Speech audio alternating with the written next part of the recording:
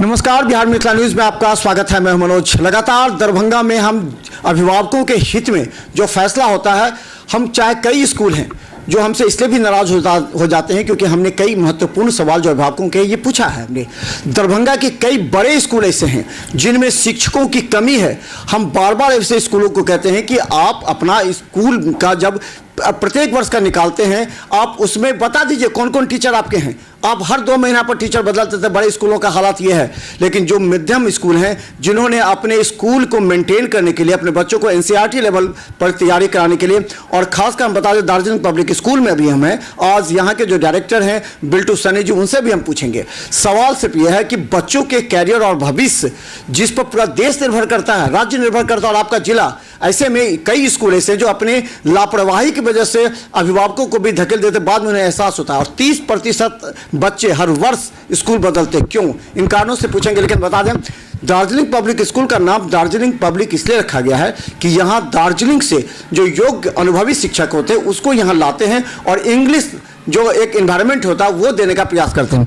बिल्कुल जी, एक कैसा आपने स्कूल की कब से स्थापना की, पहले बता दीजिए कब से और प्रारंभिक स्थिति कैसी? आज मैं दार्जिलिंग पब्लिक स्कूल के कैंपस में आप जैसे अपनी शैक्षिक गतिविधि के आवाज़ बुलंद करने के लिए आप कई स्कूलों का दौरा करने के क्रम में आज आप दार्जिलिंग पब्लिक स्कूल में पधारे हैं। इसके लिए मैं आपको कोटि कोटि धन्यवाद करता हूं कि कम से कम दरभंगा जैसे प्रमंडलों में आप कई स्कूलों में जा कर के गार्जियन और बच्चे के बीच का जो एक दूरी है, टीचर के बीच का जो एक असामंजस्य है, उस खाई को पाटने के लिए, उस खाई को समाप्त करने के लिए, बच्चों को एक बेहतर एजुकेशन और एक शोषण नहीं हो सके, इस चीज़ को समाप्त करने के लिए आप कई स्कूलों में दौरा करते हैं। इसके लिए मैं दार्जिलिंग पब्लिक स्कूल के निदेशक बिल्टू सानी सह दरभंगा जिला पब्लिक स्कूल एसोसिएशन के सचिव के हैसियत से मैं आपको कोटि कोटि धन्यवाद देता हूं और मैं स्वागत करता हूं। धन्यवाद आपका भी बहुत बहुत। सवाल एक ये है कि कब आपने स्थापना की थी, उस समय की परिदृश्य क्या थी और अभी की परिदृश्य क्या लग रहा है आपको? सर, दार्जिलिंग पब्लिक स्कूल की स्थापना इस बैनर के नाम से मैं सबसे पहले 2011 में मधुबनी जिला में क्योटी के आसपास किया था और वैसे जगहों पर इस स्कूल की स्थापना हुई थी जहां पर केवल सुदूर देहात के लोग ही हुआ करते थे।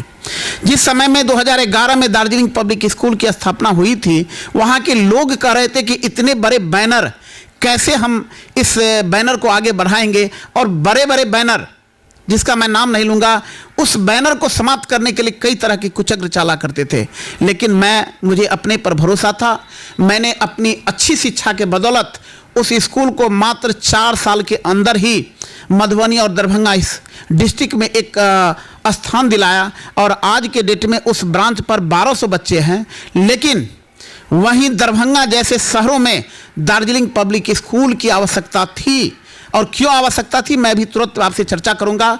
और दार्जिलिंग पब्लिक स्कूल कबीरचक की स्थापना 2014 में हुई है और मात्र 3 साल 4 साल के अवधि में इस स्कूल में सीट फुल हो गया था।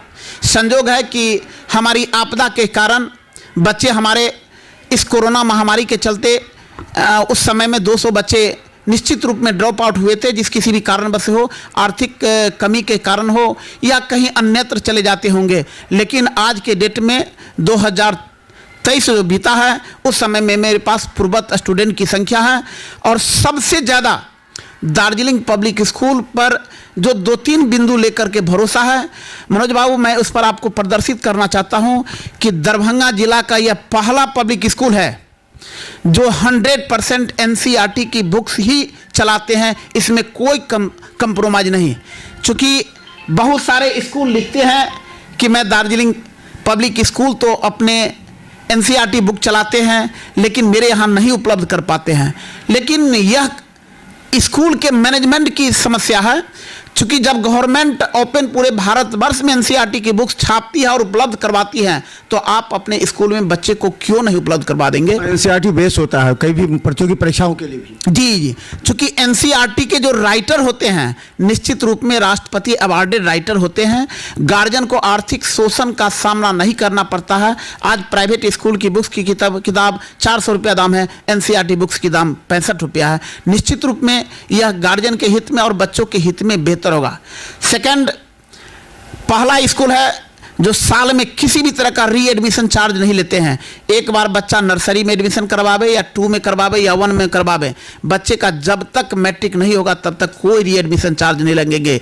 साल में किसी भी तरह का टर्म फी नहीं लगेंगे, यानी कि किसी भी तरह का आर्थिक शोषण का सामना उन्हें नहीं करना पड़ता है। कैंपस लैंग्वेज 100% इंग्लिश है। भारतीय सभ्यता और संस्कृति कैसे ज्वलंत रहे दार्जिलिंग पब्लिक स्कूल में, वह निश्चित रूप में देखने को मिलता है। और शेष आपकी गतिविधि। एक अहम सवाल यह है कि आपको अब ये बहुत से ऐसे स्कूल हैं जो कि कल तक कहते हैं बड़े बैनर हैं, बड़े बैनर की हालात आप देख चुके हैं, क्या स्थिति है, ये किसी से छुपी नहीं हुई है, हम बता नहीं सकते।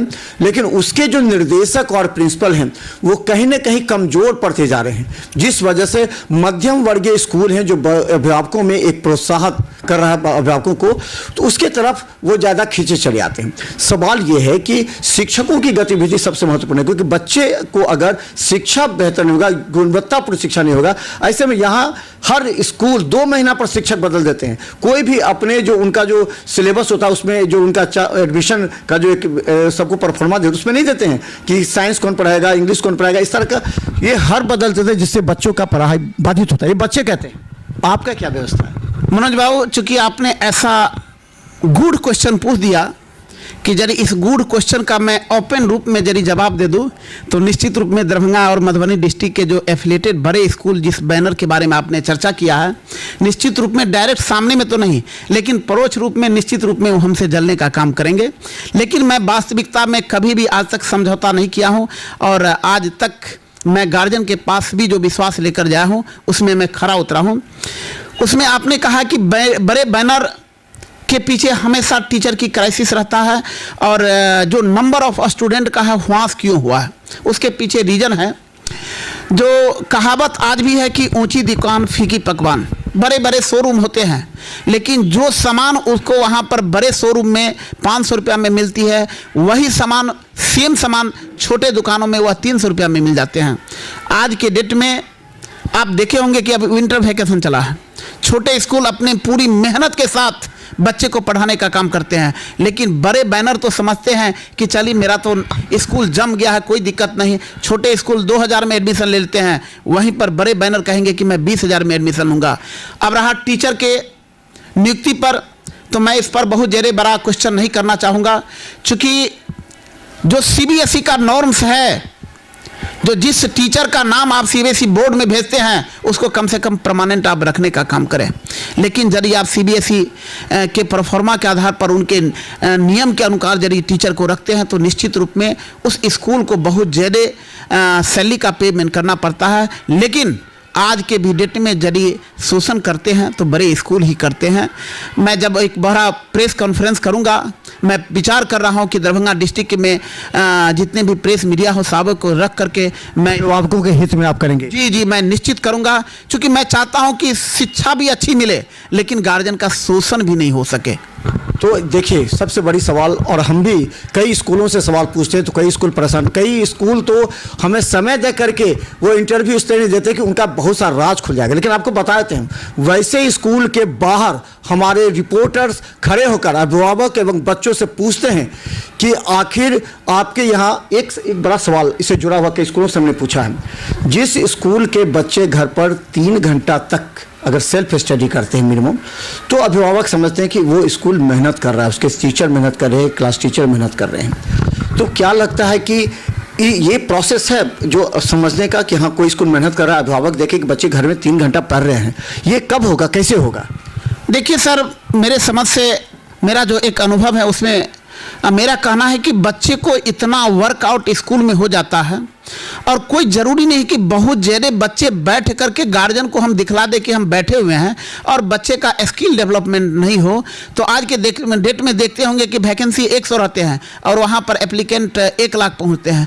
कहीं ना कहीं जो 100 के अलावा जो छंटते हैं उसका स्किल डेवलपमेंट नहीं होता है। और वही कारण है कि जो स्कूल इतने ज़्यादा वर्क दे करके बच्चे को गार्जियन के नज़र में शो करना चाहते हैं वो किसी भी रूप में हितकारी नहीं है। मेरे समझ से ऐसा वर्क दिया जाए जो कि बच्चे इजली रूप में एक वैज्ञानिक पद्धति के आधार पर उस वर्क आउट को वह पूरा कर सकें। मिल्टू जी, आपके सामने ये भी चुनौती है कि कई स्कूल हैं, अब तो बहुत ऐसे स्कूल हैं जो कॉर्पोरेट स्कूल भी खुल चुके हैं।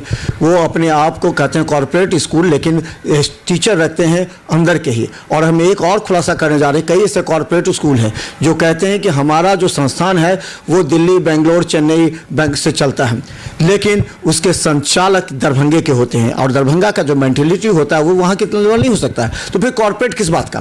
आपको कॉर्पोरेट और जो बड़े स्कूल से हैं उससे आप प्रतिस्पर्धा कर लगता होगा कि कभी कभी करना पड़ता होगा, क्योंकि वहाँ किससे जो अभिभावक आपके यहाँ आते हैं एडमिशन के लिए, तो आपको लगता होगा कि वो जो सवाल पूछते हैं हिसाब से। तो आपकी क्या रणनीति है 2024-25 को लेकर के? मनोज बाबू, लगता है कि आप ऐसे ऐसे क्वेश्चन आप तैयार करके लाए हैं और मैं निश्चित ये मैं सभी स्कूलों से नहीं एकदम कोई ताकि जनता की और मैं चाहता रहता हूं कि अगर एडुकेशन बेहतर मिले और उसमें यदि हम प्रिंट मीडिया या इलेक्ट्रॉनिक मीडिया के माध्यम से यदि हम जागरूक टीचर को करते हैं, हम मैनेजमेंट को करते हैं और गार्जियन को करते हैं, तो निश्चित रूप में दरभंगा जैसे जिला का एक बहुत बड़ा नाम होगा। अब आपने कॉरपोरेट की बात किया, बहुत बढ़िया, क्योंकि इसमें निश्चित रूप में गार्जियन दोषी है। जब बड़े बड़े बैनर इतनी ज़्यादा विज्ञापन करते हैं, इतनी ज़्यादा फोकस देने का काम करते हैं, अगर बहुत अच्छी पढ़ाई किसी स्कूल में हो रहा है और वहाँ का एडमिशन चार्ज यदि 5,000 रुपया है और बहुत कम पढ़ाई दे रही है लेकिन उसका फोकस जा रहा है और वहाँ का एडमिशन फीस यदि 20,000 रुपया है, तो गार्जियन कहते हैं कि नहीं 20,000 रुपया लिया जा रहा है, निश्चित रूप में वहाँ पर पढ़ाई अच्छा होगा। और उसी का परिणाम होता है कि जब मैट्रिक या इंटर का रिजल्ट होता है तो पता चलता है कि वो निश्चित रूप में 1 to 10 के भी श्रेणी में हुआ रहा। आपने 1 साल के बाद वो बाद में फिर बच्चों को बदल लेते हैं। आपने बहुत बढ़िया कहा है कि जितने भी बड़े बैनर आज के डेट में 10 है, यदि आप सारे मीडिया वाले बैठे तो मैं एक एक चीज़ के बारे में आपको जानकारी कर दूंगा। चूँकि मनोज बाबू, मैं 35 वर्षों से केवल पब्लिक स्कूल के संचालन से जुड़ा हुआ हूं और वास्तव में मुझे स्कूल का कड़वा अनुभव है, कौन स्कूल कहाँ क्या करते हैं। लेकिन चलिए दूर की बात, वो तो आपको लगा, लेकिन जो सही बात है, देखिए, अगर कोई स्कूल संचालक दिल से अभिभावकों के और छात्रों के हित में बोलता है और अपनी जवाबदेही समझता है, वो समझता है अगर अभिभावक से हम 5 रुपये लेते हैं तो उससे बेहतर उसको एजुकेशन उपलब्ध कराएं।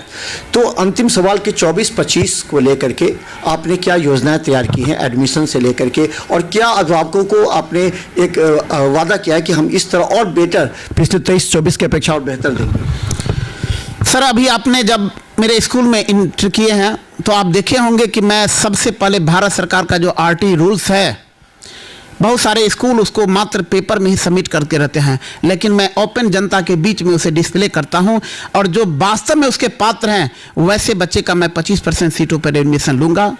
इसके बाद इस बार मेरा टारगेट है 300 बच्चे का, और 300 बच्चे के बदला में मेरे पास 500 ऐसे रजिस्ट्रेशन होंगे जो एडमिशन के लिए पैरवी लगाएंगे। चूँकि मैं क्वालिटी युक्त एजुकेशन दे रहा हूँ, मैं पूरा समय देता हूँ और मैं समर्पित होकर के काम करता हूँ।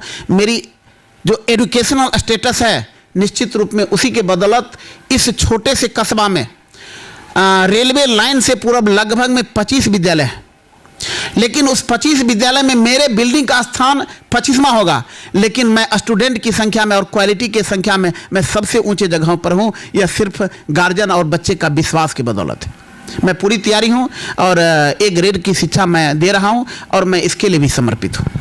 तो धन्यवाद। लगातार हम दरभंगा के तमाम स्कूलों के, देखिए अभी का समय महत्वपूर्ण है, अभिभावक बिहार मिथिला न्यूज़ को फ़ोन करके पूछते हैं क्योंकि वो हम पर विश्वास है।